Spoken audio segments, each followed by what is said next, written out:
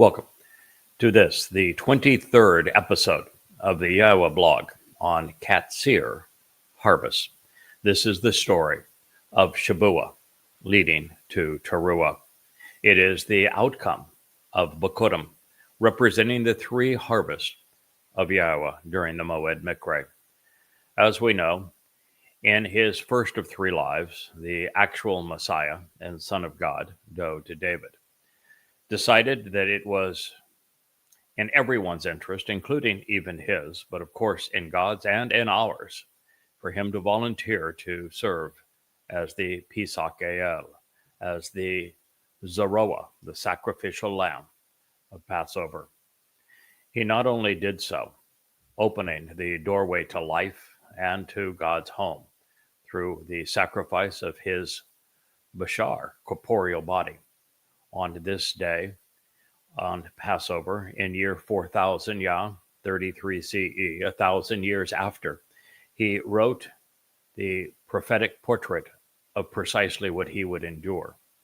He also agreed to fulfill matzah, with his nefesh soul burdened with our guilt and carrying it into Sheol, so that we might be perfect in God's presence. Because in Sheol, our guilt becomes invisible, never to be seen again. This enabled Dod to rejoin his father. Dod is the one man of whom God said, "He is my son, I am his father." And he said it to him three times, symbolic of these three lives.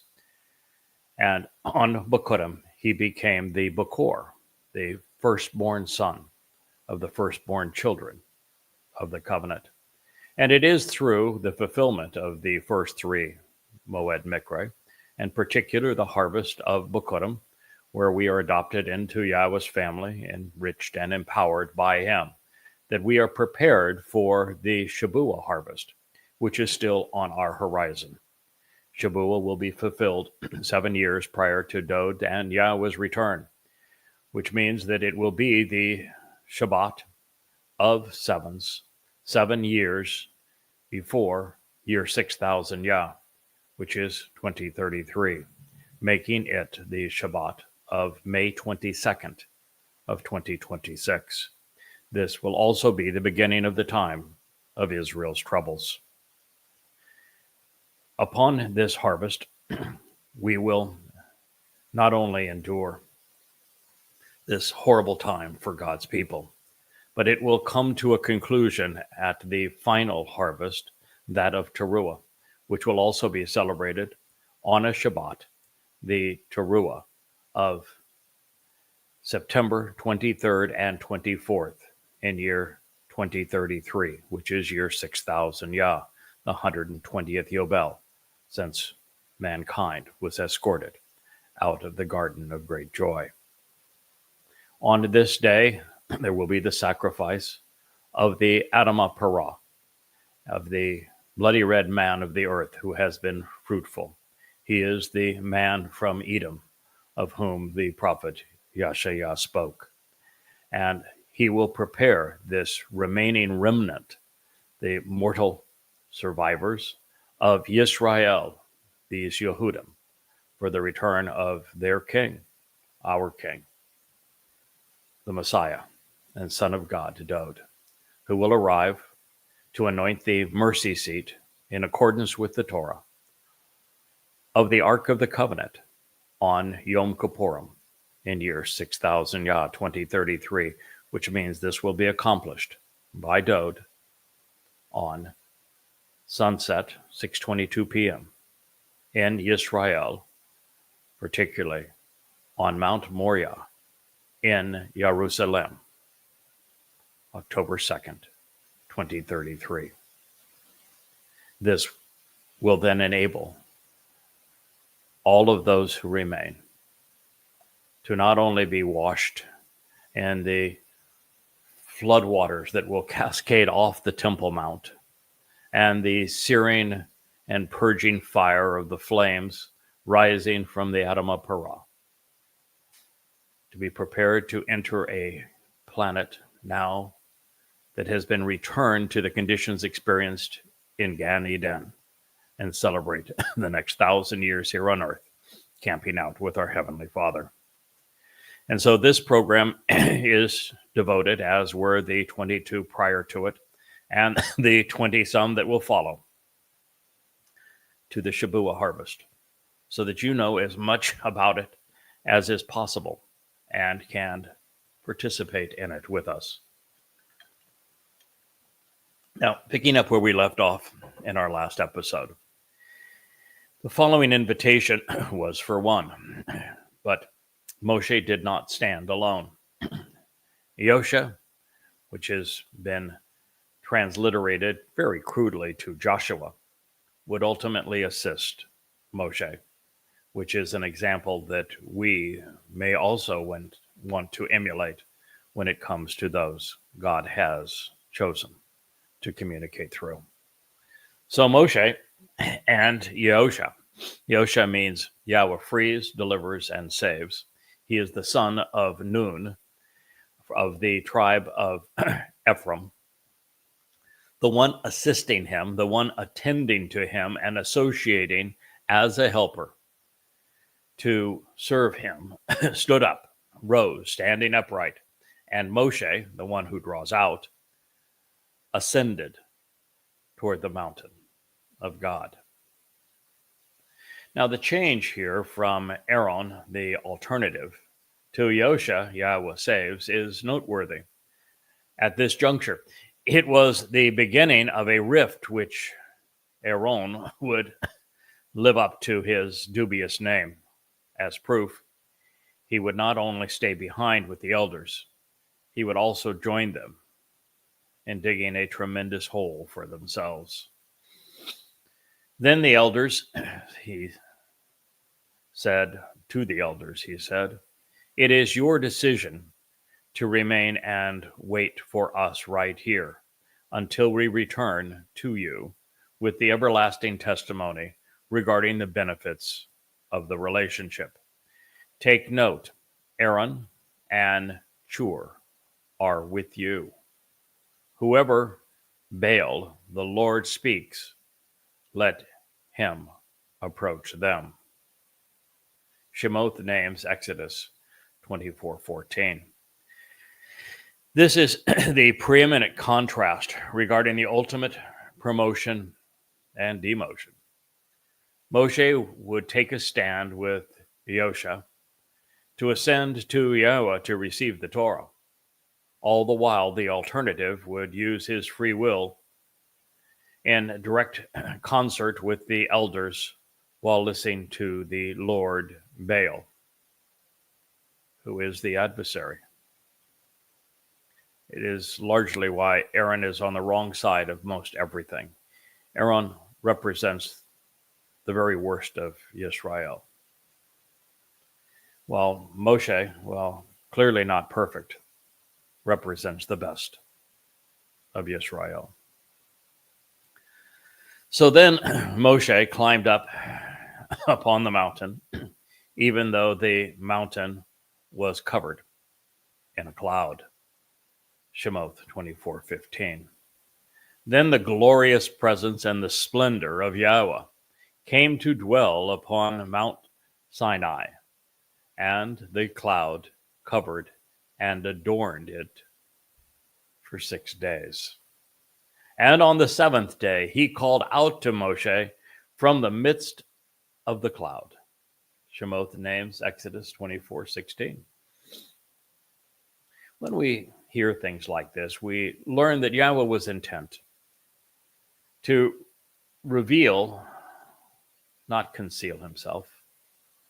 So we ought to consider the reasons his presence was veiled at the moment, particularly during those first 6 days. First, there is a realization that this meeting was scheduled to be a private affair with Moshe. It would have defeated the purpose had there been a million prying eyes from the beginning. Likewise, Yahweh did not want to witness the upcoming behavior of his people. It would be horrendous and it would never change. He had withdrawn from Mitzrayim, his people. He had taken them out of slavery, especially as they began to convert with the adversary. It was extremely frustrating to God. The putrid scene would have been both irritating and distracting. The longer it could be ignored, well, the better. Third, all things should occur in the right order in the correct time. God had overwhelmed the children of Israel with fireworks on top of the mountain before he began to convey the means to know him as their father, their teacher, and their guide. And he would have come across as just another unapproachable and fearsome God if it had all been fire and smoke. And the fourth, this approach not only helped convey the metaphors we will consider in just a moment, but also provided the opportunity for Yahweh to prepare Moshe for the most extraordinary moment in history. He would soak it in for 6 days prior to Yahweh providing the ultimate data download. The entire episode would be a learning experience because mankind would not come to embrace Yahweh's testimony for the 6,000 years between our expulsion from the garden and return to it in the seventh. This said, Yahweh would not be hidden long. He still recognized that it was necessary for the children of Israel to see that Moshe was receiving the tablets, the Torah, and the covenant's instructions directly from our Creator. And cutting through the fog, let's be clear, the kabod, the glorious presence and splendor of Yahweh, was a manifestation of his power and an attribution to his honorable characteristics, revealing his tremendous significance, not only to the universe, but to our lives as well. It was not only the full extent of, this could not have been, and we've talked about this before, the full extent of Yahweh, not even close. Yahweh is infinitely too massive, powerful to enter 6 dimensions, much less 3. This is one of the reasons that Yahweh uses implements, people, where he projects his nefesh soul, a malach, spiritual entities through he can interact and convey with us, and sometimes even his ruach spirit to make his presence known, to convey his nature and interact with his creation. Sinai is spelled Shemek Yod, Nun Yod. The graphic intent of these letters reads, "My sign I am giving to my children." My sign I am giving to my children. In the process of trying to ascertain the meaning of Sinai, I came upon something I thought was interesting. Siwan, which means their covering, is also the name of the 3rd month of the Torah year. It therefore corresponds to the Mikra of Shabuah, which is in May or June, 7 sevens from Bakurim. This is a subtlety that suggests that the Torah was indeed revealed during Shabuah, as it spoke of Yahweh's plan of 7s. While we're not told explicitly, every indication is that the unveiling of the Torah and the celebration of Shabuah during the Yatzah were concurrent events. That was even underscored by this example, where it was the 7th day that Yahweh's presence was made known, because Shabuah means 7. It is the Torah, after all, which fulfills its promises, enriching and enhancing the children of the covenant, empowering and enlightening us tenfold. Further, the Feast of Sevens, like the mountain during Moshe's ascent, is all about being covered, adorned, and clothed in Yahweh's glorious presence. Therefore, this correlation between Sinai and the month of Siwan suggests that the first installation of the Torah corresponds to the timing of Shavuot, where we know that Passover was celebrated in Mitzrayim, and it opened the doorway to life for the firstborn of God's children.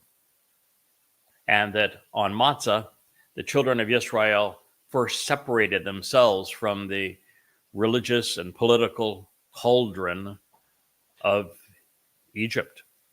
And it is therefore symbolizing this very same thing in our lives, where we are disassociated from the corruption, the control, the influence, the death and damnation of religion and politics. And then Bikurim is symbolized along the way of walking through the waters and then emerging on the other side as children are born into the covenant family, so that this would be the fourth of the 7 steps to Yahweh, and the one that would have been celebrated with this installment of the Torah. The purpose of this set-apart spirit, should she have been present in this, is to adorn us in Yahweh's glory. Thereby, it serves as a means for us to project God's nature. The spirit, Ruach, isn't shared with many. In this particular case, Moshe may have been the first to receive it. We're not told specifically that he did, but when he complained bitterly to Yahweh about the children of Israel being obstinate and being ungrateful, and far worse than that, Yahweh just says they're worthless riffraff.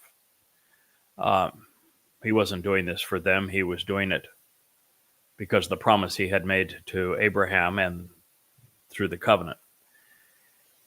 That when he said that, Yahweh said that he would share the spirit that had been offered to Moshe with the 70 elders that would share the burden of leading the wayward children through the wilderness and eventually home.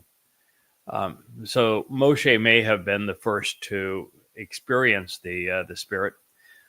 It is most adroitly associated with David, when at 8 years old, Yahweh told us that he was his chosen one, and that he not only wanted him anointed as the Messiah, but at that time the Spirit, the Ruach of Yahweh, came upon David and never left him.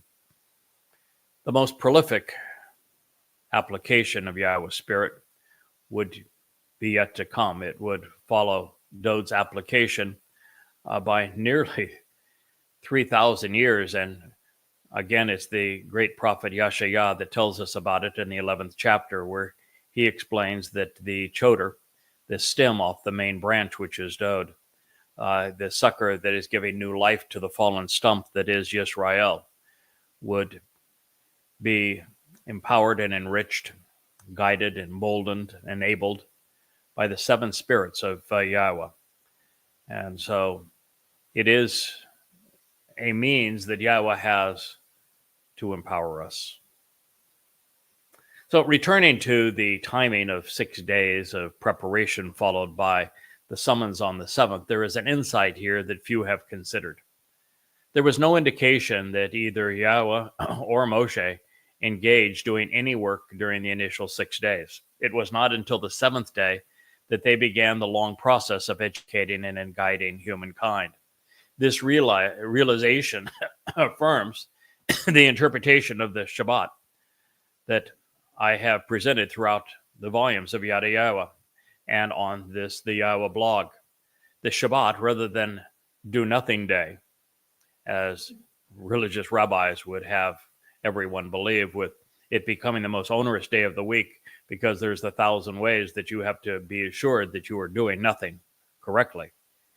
It is actually the time to do something something really extraordinary, and that is to celebrate our relationship with Yahweh by reading the very same Torah that he presented to Moshe at this moment in time. Throughout most of the 23 years that I have served Yahweh in this mission as his choder, the cool voice of God as his son's Bashar herald, I have devoted the Shabbat to study. I do what Moshe and Yahweh have done. And I've also noticed that God does his best work on the Shabbat, just as is in the case here. Yahweh doesn't do things that he does not want us to emulate. And so here he is teaching and guiding on the Shabbat. And it is on the Shabbat of Shabuah and the Shabbat of Towrah that God will perform mightily on behalf of his people. And our camping experience with Yahweh begins on a Shabbat of Sukkah.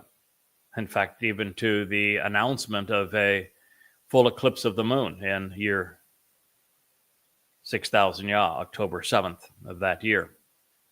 And the most difficult work that Yahweh ever did, he accomplished with his son, also on a natural Shabbat, the special Shabbat of Matzah, when his son was laden with our guilt and carried our guilt into Sheol to deposit it there, never to be seen again. So don't think for a moment that the Shabbat is do-nothing day. It is the day that we are devoted to celebrating and advancing our relationship with Almighty God. The most similar thing to Yahweh in our realm, as we have discussed previously, is light. And as such, he was seen on this occasion as light.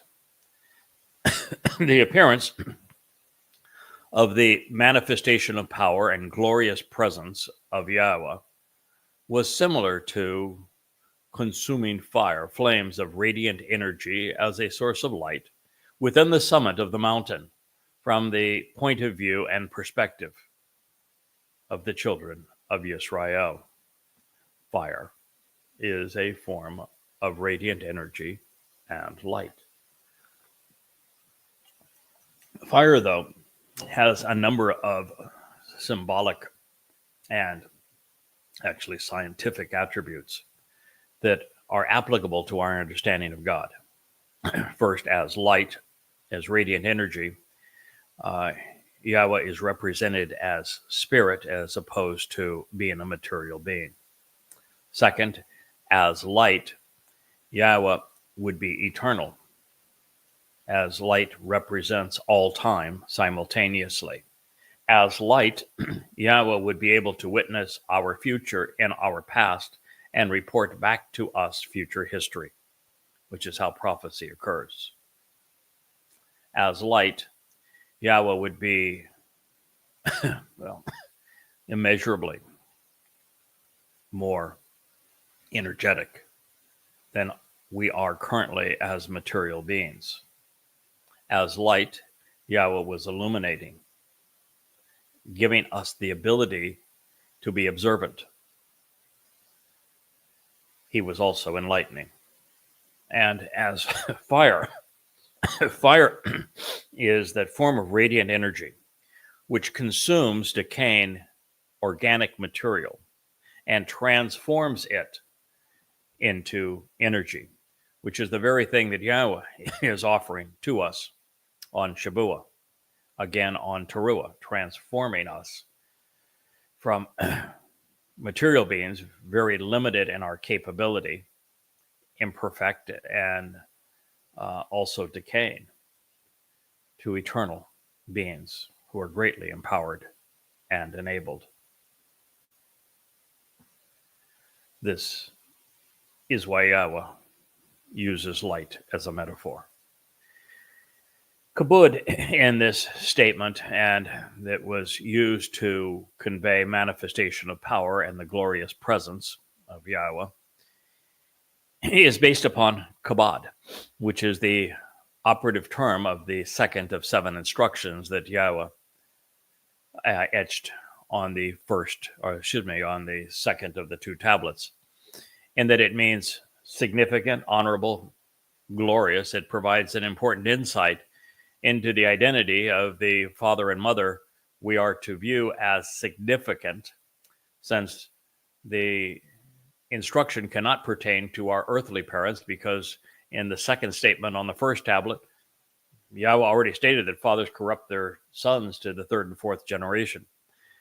So this father and mother who are bound to the Adamah, the earth, the very ground that we stand upon, that are massively important to us, particularly that God's people would understand at this time as Bereshith was revealed to them, would have been Abraham and Sarah as the mother and father of the covenant that Yahweh was inviting his children to participate in.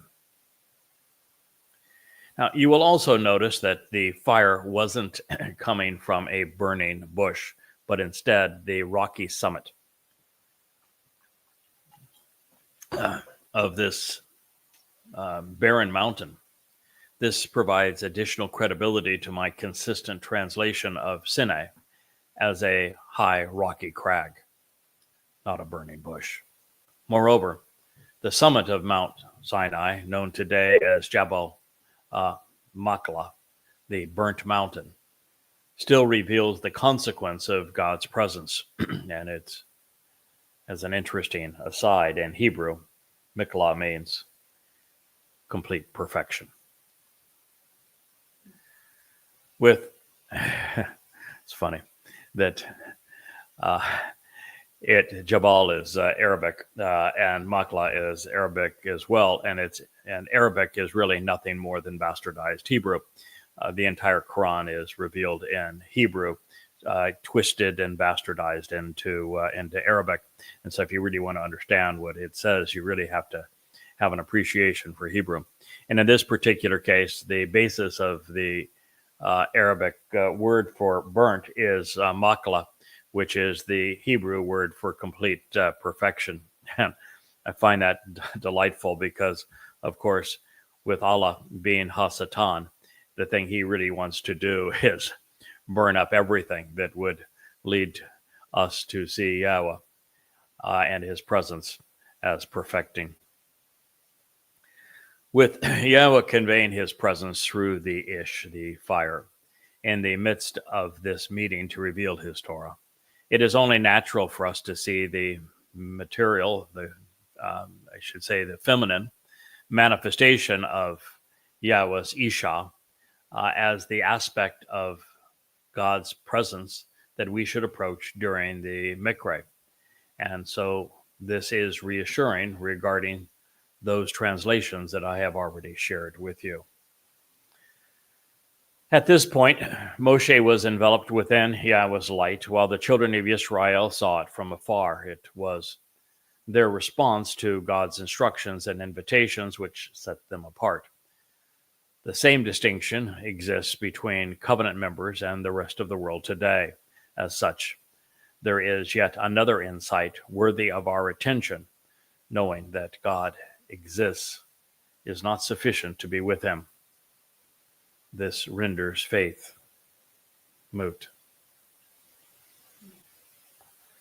Trekking a little higher on the mountain on Shabuah, we discover Moshe, the one who draws out, entered. He pursued, came to, arrived, and was included into the midst of the water vapor cloud.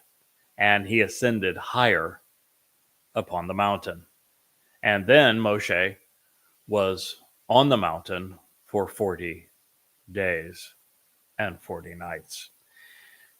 So in the two numbers that have been shared with us, 6 plus 1, I guess that's 2 by itself, equals 7, and now 40.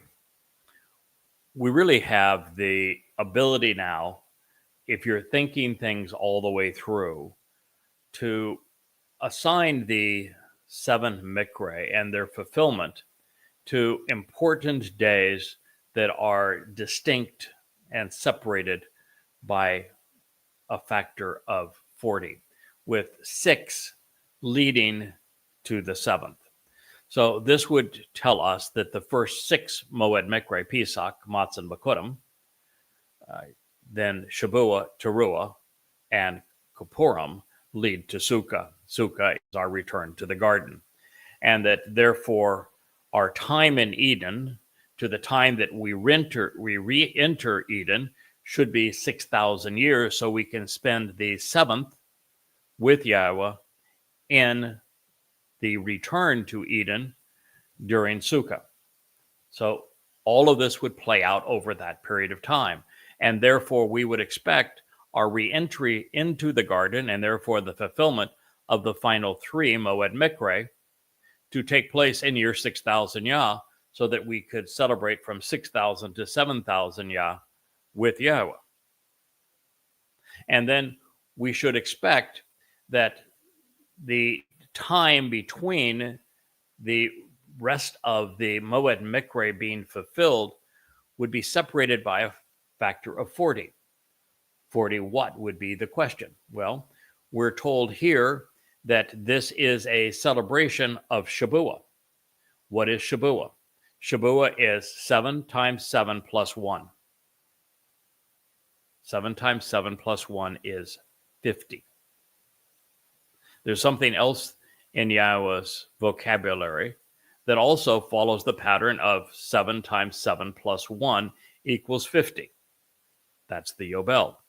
The Yobel is the time that all slaves are emancipated, freed. We are freed, emancipated by God, which is the first statement that Yahweh etched in stone. It is the time that all of our debts are forgiven. Well, this is what occurs on Matzah as Dod carried our debts into Sheol and deposited them there, never to be seen again. And then we all return to the land, which is, of course, symbolic of Sukkah, where we camp out with Yahweh for 1,000 years. So if you take the pattern of Shabuah and of the Yobel, and you apply this 40 designation to it, if you go 40 times 50, from the time that we were exiled from the Garden of Eden, which is the beginning of this period of 6 plus 1, that would place it at 3968 BCE. If you add 40 Yobel or 40 Shabuah to that time, you arrive at 1968 BCE, which is the time that the Torah tells us that Abraham and Yishak climbed up Mount Moriah to celebrate the first harbinger of Pesach, Passover, where God, in a context of father and son, said that he would provide the lamb. From that point, if we add 40 Yobel or 40 Shabuah to that date in 1968 BCE, we arrive at 33 CE. Before you say, well, that math doesn't work, you're off by 1 year. Guess what? The dunderheads of Roman Catholicism, when they put together their calendar from 1 BCE to 1 CE, rather than being 2 years, was 1 year, they forgot the year 0. So it actually is exactly 40 Yobel. So that would make 3968 BCE, when we're expelled from the garden, year 0 Yah. 1968 BCE, when Abraham and Yishak confirmed the covenant narrative and served as the dress rehearsal for Pesach, Passover, that would be year 2000 Yah. Year 4000 Yah is then 33 CE. This would be when Dod, in his second of 3 lives, fulfilled Pesach, Matzah, and Bikurim. Now you can do the math. What is 40 Shabuah? What is 40 Yobel from 33 CE? Correct. 2033. That is why 2033 is year 6,000 Yah. That is when Towrah and Kippurim, followed by Sukkah, will be fulfilled. All in year 6,000 Yah. So, we can learn a lot when we think it through. When we go from knowing Yada to understanding Bien by making these connections. And that is a large part of the YAHOWAH blog. I want you not only to know what God said, what he's offering, what he expects in return, who did what to whom and when. I want you to understand it, everything. Because once you understand, the material becomes literally integrated into you. You can do what I'm doing now. After coming to know all of this and writing it in these 35 books that sit behind me on this bookshelf and are free to you at yadayah.com, I became the living embodiment of those books and all of that knowledge by making the connections to understand. Because when we understand, we can do things like turn on these lights, look the camera in the lens, and speak to you through this mic, and do so much of it extemporaneously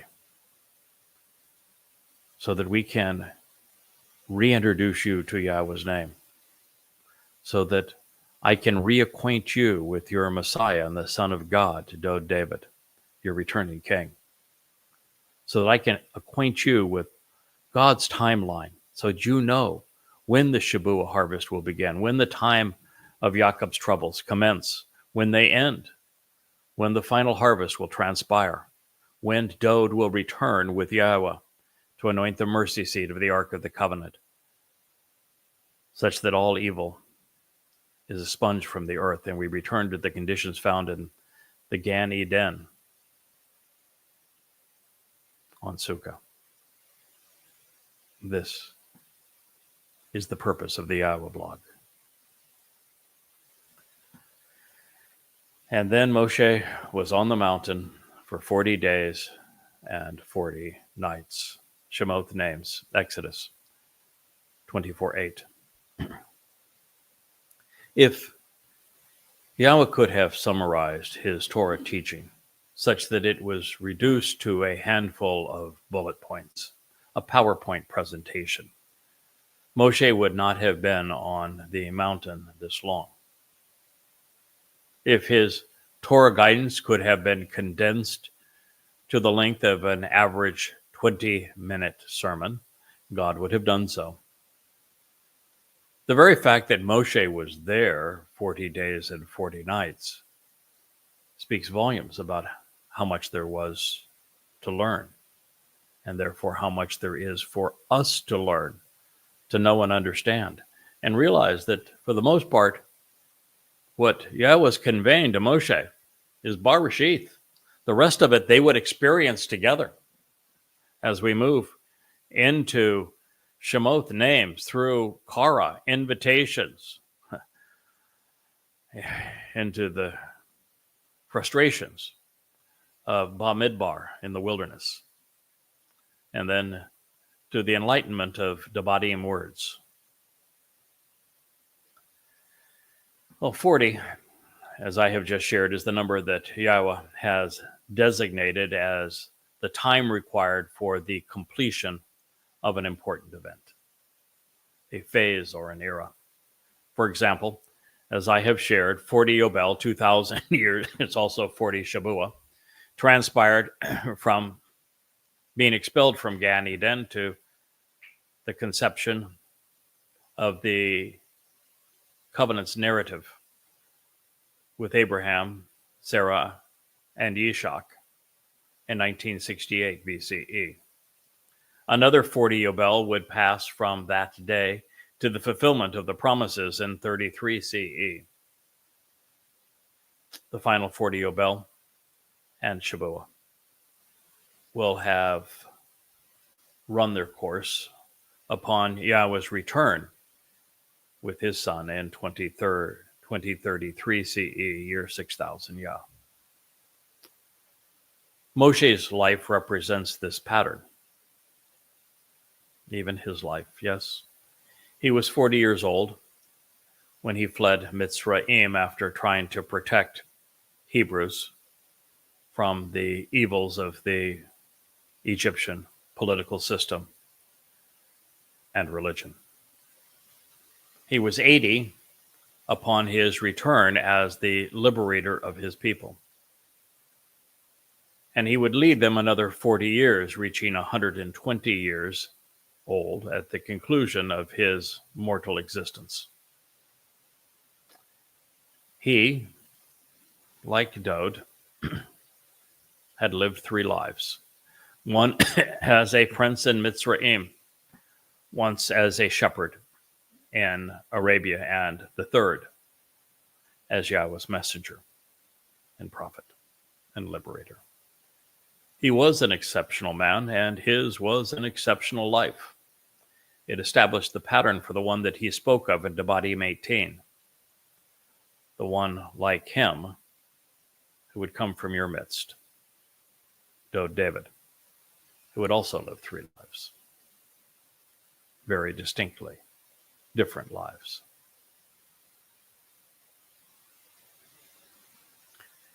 Before we leave this instruction from Yahweh, I would like to offer a final thought. This passage on the Mikra, the Torah, and the covenant confirms that the Moed, including Shabuah, have nothing to do with the Jewish religion, but instead lead to the familial covenant relationship.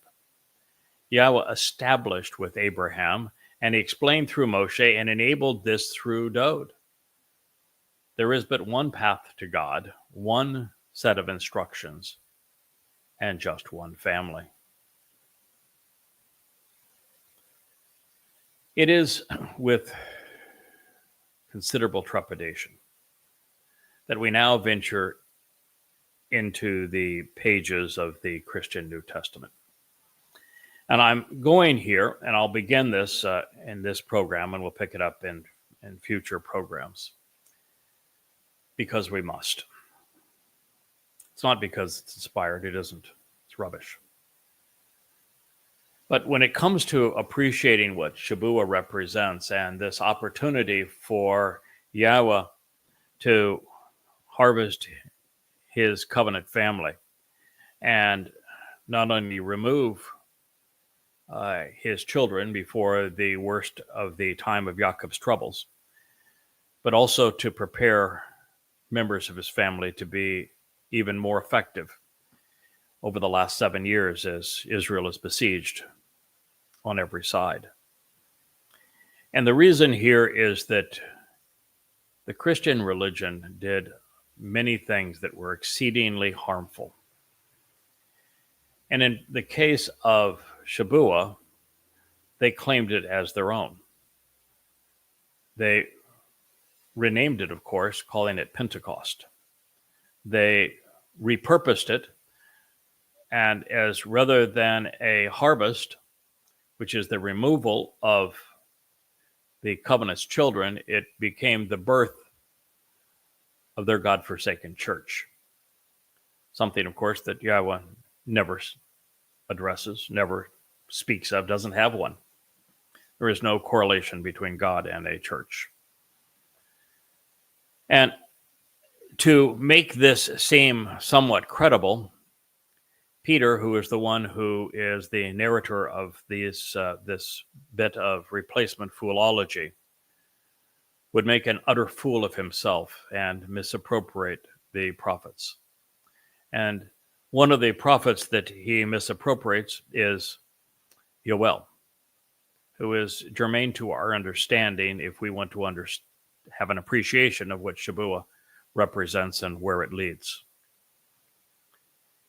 Christianity, and the reason we have to excoriate it, also piled its rubbish right on top of the most important truth in all of human history. You see, the actual Son of God, the Messiah, The returning king, our Savior, is David. And the Christian religion, as conceived by Paul, is nothing but a counterfeit. His Iousu Christou is a mythological misnomer, serving as nothing more than a crude counterfeit of everything David represents and achieved. And because of them piling this demonic rubbish right on top of the truth, stealing what belongs to God and to his people, and then claiming all of the promises that Yahweh offered to his people, Yisrael and Yehudim, for a goddamn Goyim church.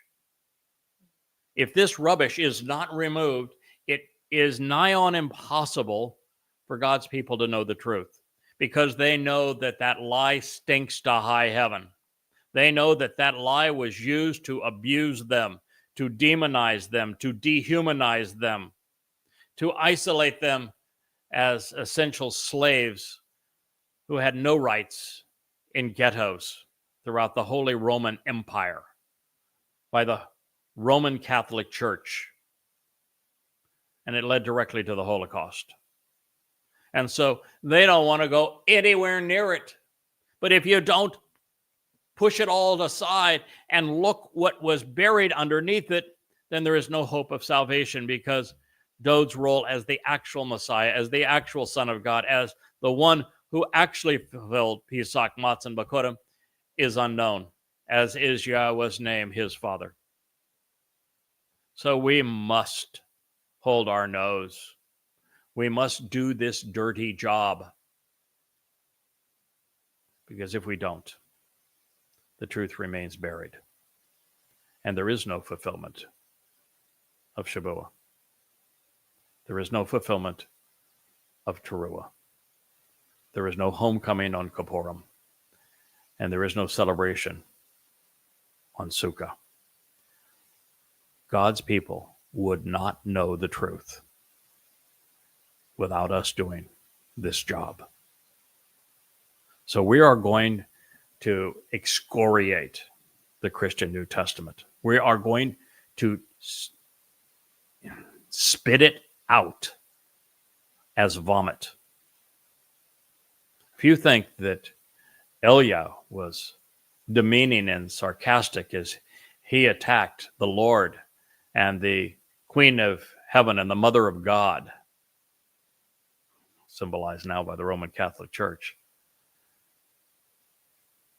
2,880 years ago, you ain't seen nothing yet.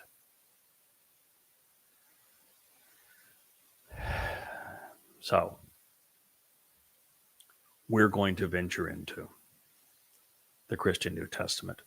And yet it is Shimon Peter's preposterous position that he witnessed the fulfillment of Shabuah in 33 CE as the fantasy was scribed by Luke in the book of Acts, that is worth the risk of our diversion, because it is so demonstrative of religious corruption and how readily the preponderance of people are led astray, and how the truth becomes so uncommon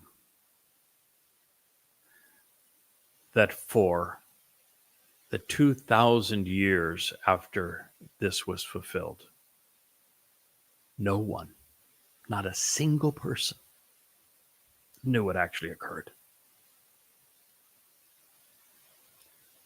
Not one.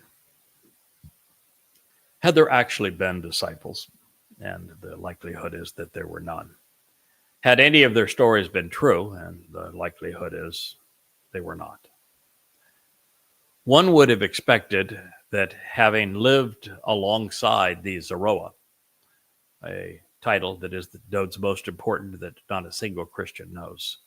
It means sacrificial lamb. It is also the one who is cultivating the seeds of these harvests. for 3 years, and having been in Jerusalem during Dode's fulfillment of Pesach, Matzah, and Bikurim, the likes of a Shimon, the actual name for the person that was renamed Rock or Peter, would have been prepared by the first 3 Mikre, at least to the point to understand the purpose and timing of the 4th of Shabuah. The alleged witness should he actually have existed, would have been in the right place at the right time, and therefore should have been able to articulate an accurate accounting of what occurred during the promise of 7 in year 4000 Yah. But he didn't. Had the person known as Peter today been paying attention, he would have been a beneficiary of Pesach, unyeasted bread, and firstborn children, and thus sufficiently enlightened by the process and empowered to know that it was a non-event, that Shabuah was not fulfilled in year 33 CE. In fact, it would be fulfilled as a harvest of standing grain almost 2,000 years from this date. As a matter of fact, 2,000 minus 7, 1,993 years distant from this time. This would place the ingathering of the covenant family, of course, on May 22nd, 2026, which is a scant 1,993 years distant from Peter's proclamation. It's a little screw up among a few billion people, right?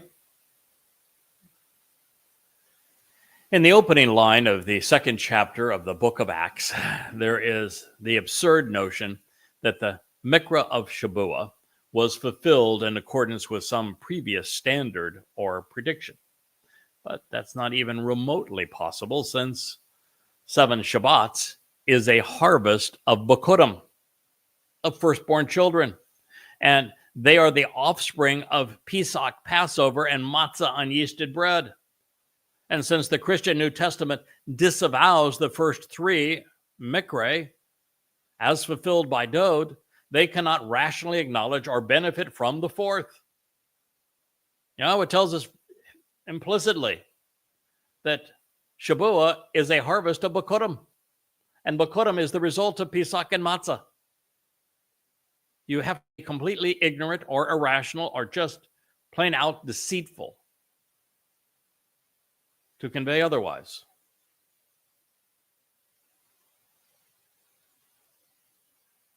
It's akin, the Christian position is akin to jumping in a car, but forgetting to build the chassis, or adding the engine, or including tires. And since Christians deny the concluding Moedim, there would be no seats, steering wheel, or pedals. This vehicle of faith was comprised solely of a gear shift, and it was stuck in reverse. This known, we are painfully aware that Acts, like the Gospel of Luke, was a work of fiction, overwhelmingly wrong, and almost never right. Neither book, Acts or Luke, was inspired by God or the facts, for that matter. Both presentations are hearsay, which means they wouldn't even be admissible in a court of law trying to determine who gets the family dog in a divorce. However, sorry about that, Asher. I didn't mean to demean you. However, since they are considered a scripture by billions and influence their lives and culture, these books, which were scribed at the conclusion of the lifetimes of Paul's associates, are seldom scrutinized as I have done and will continue to do. And that is a shame, because it becomes immediately obvious to an informed and rational reader that they were agenda driven. More specifically, heavily influenced by Shaul Paul, the plague of death. In fact, he was the one who inspired all of them. He wrote the first 14 books of the Christian New Testament. And 3 of the 4 Gospels were nothing more than the work of those under his employ or inspiration. The resulting message has haunted God's people, and for centuries. By having claimed Shavuot as if it were Pentecost, Christians have concealed the truth under a swamp of lies, although that's not fair to a swamp. Cesspool might be a more adroit term. The visibility issue becomes readily apparent when the book of Acts or the Gospel of Luke, because they're both riddled with inaccuracies, fallacies, and worse, anti-Semitism, as well as countless misappropriations and misinterpretations of the prophets, are properly scrutinized. It is only because the first 7 chapters of Acts present events and discussions apart from Paul and purport to convey the testimony of a disciple that any of this is being conveyed for your consideration, and also because by excoriating a religion born out of a hatred of Jews, there's something that can be done that enhances the security going forward of God's people. With this in mind, I'll begin by sharing something from the 2nd chapter of Acts, and before long we will conclude this program and pick up this theme in a future episode. Indeed, on the day of 50, Pentecoste, it was fulfilled. It came to exist that all who were assembled in harmony in the presence of it. Acts 2:1.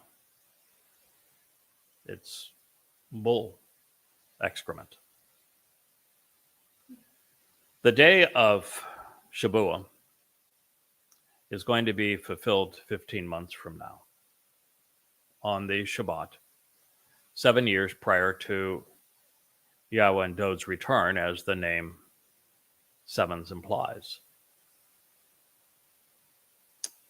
It is a harvest, which means it is an ingathering, a withdrawal of God's children. It did not occur in 33 CE. In 33 CE, what they should have acknowledged, if anyone was actually speaking for God, if they had read the Torah and prophets, and particularly the Mizmor of Dod, they would have known that the thing worth declaring was Dod as the Messiah and Son of God's fulfillment of Pesach, Matzah, and Bakurim. But no. In the replacement foolology of Christianity, they began with 50, Pentecoste. I would like you to look up and tell me how many references there were prophetically to Pentecoste in the Torah and prophets. I'll give you, what do you need? A minute? 10? An hour? A day? A week? A year? What do you want? I want you to find every reference, since it was such an important day and it was fulfilled, which means that there was a promise of it that was honored at this time, requiring there have been a mention and a promise of it back in time. Go find it for me. 0. You could spend all of the 2,000 years that have transpired and you couldn't find one, because guess what? There are none. Therefore, it could not have been fulfilled, because there was no promise regarding a Pentecoste. And even the prophecies that are provided on Shavuot tell us that it had nothing to do with the Christian church, and it didn't occur in 33 CE, and that it is pursuant to God's people, not Gentiles. and that its timing is 7 years, as the name implies, before Yahweh's return. And we begin the 7th millennia. 7 sevens. No, it did not come to exist, and there was no one gathered in harmony with the fulfillment of a Pentecoste, much less Shabuah. They weren't even gathered in harmony with the fulfillment of Pesach, Matzah, and Bikurim, which had occurred. So I know, and it's embarrassing to say this, really, for humankind, that I was the first to explain that there was actually nothing fulfilled on Pentecost Day. In fact, there was no Pentecost Day to fulfill. Further, the clown providing the narration, if I can be so kind to Luke and so demeaning to clowns, was completely unfamiliar with Yahowah. He did not know Dode. He did not know the Torah. He was completely unfamiliar with the prophets. He would not have known a mikra if it kissed him on both cheeks. Obviously. This is nothing more than a crude ripoff of Shabuah by a counterfeit title for a counterfeit religion with a counterfeit Messiah. It is a harvest, not an assembly. There is no harmony because it is a day of diversity. Yahweh's intent is that those gathered on Shabuah would be varied in their life situations by their gender, by their age. It is a harvest of varieties of wheat, standing and mature, who are comprised of Bikurim, firstborn children. The bread representing the harvest, these 2 loaves, are brought out of the house of Yisrael, and therefore would represent Israelites and Yehudim.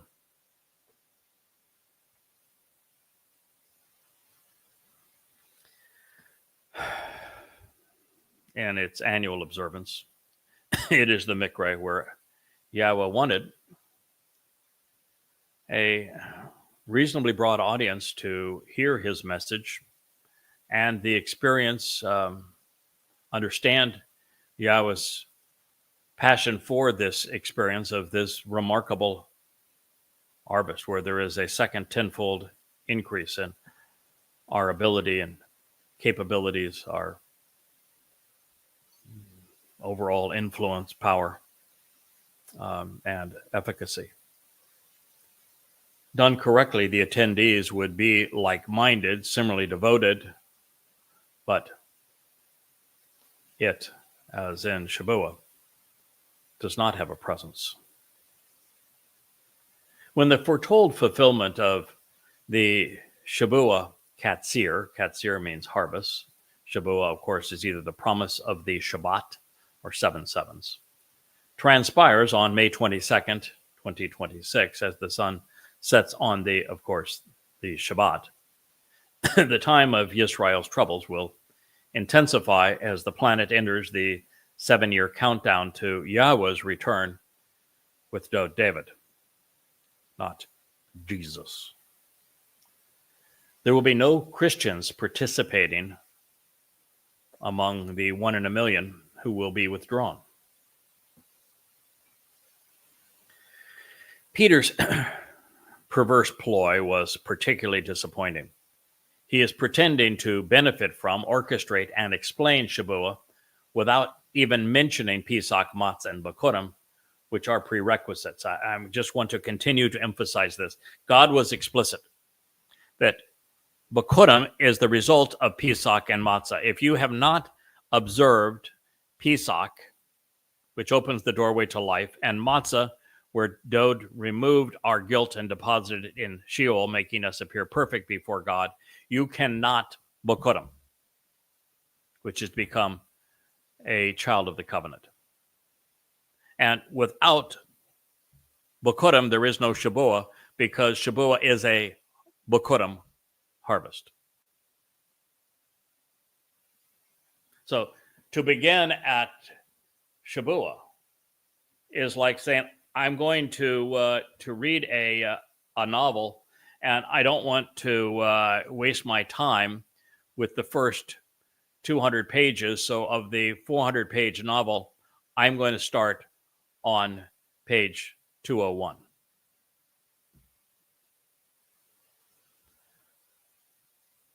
Well, Shabuah is the middle of 7 Moedim. And the other 6 play no role in the upstart religion of Christianity. So it is irrational to claim 7 sevens for a faith at war with the Torah. There is no other place where the meaning and purpose of the promise of 7 are depicted. As a result, to disingenuously pilfer the middle mikre, that's the center candle of that menorah over my shoulder, and ignorantly and incorrectly describe it while claiming it as a spiritual awakening is appalling. But apparently not to Christians who celebrate Pentecost to this day as if it were announcing the birth of their church. And while we're at it, why don't you look up and see where you can find a reference to a church in the Torah, prophets, and Psalms? Since this is the end all and the ultimate of the religion of Christianity, the most popular religion in the world that claims that it was foretold in the Torah and in the prophets, why don't you find a reference to church for me? I'll wait. I've got all the time in the universe. I'm already guaranteed of eternal life. I'll wait for you as long as you'd like. Although, looking at my timepiece, you have exactly 8.5 years left if you survive the time of Jacob's troubles, which most of you won't. Shall we continue? Are you willing to admit there is no reference whatsoever to a church anywhere in the Torah and prophets? And since there's no reference to a church, and since that's the central focus of the Christian religion, are you willing to admit that you have nothing to do with the God of the Torah and prophets? Why don't you find Christian? Why don't you find Christ? Why don't you find your Trinity? Why don't you find any of these things? Why don't you find a goddamn torture stick as a cross? Man, I'll wait. I mean, whatever time you need to look up these things, because they're essential to the religion of Christianity, and there's no mention of them in the Torah and prophets, and yet you said the same God inspired your religion. How's that possible?